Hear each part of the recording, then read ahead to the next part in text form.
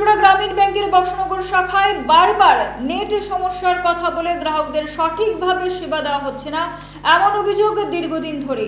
সোমবার সকালেও বহু গ্রাহক, বিশেষ করে বৃদ্ধ বৃদ্ধাদের ব্যাংকে এসে ঘন্টার পর ঘন্টা বসে থেকেও টাকা তুলতে পারেননি বলে অভিযোগ।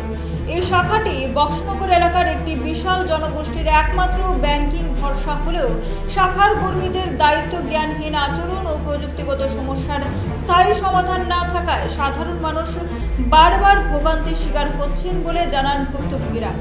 এলাকাবাসীর অভিযোগ, প্রায়ই নেট নেই বলে টাকা তুলতে বা জমা দিতে পারছেন না। ব্যাংকে এসে বসে থাকলে সারাদিনের রোজগার নষ্ট হচ্ছে তাদের।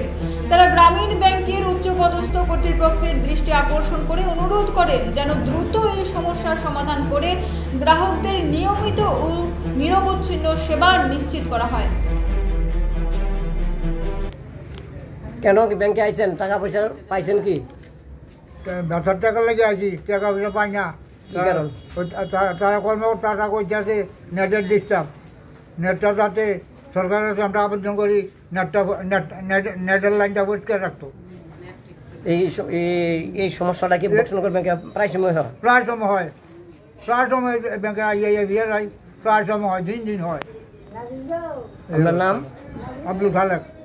আপনার বাড়ি? বাড়ি আশাবাড়ি।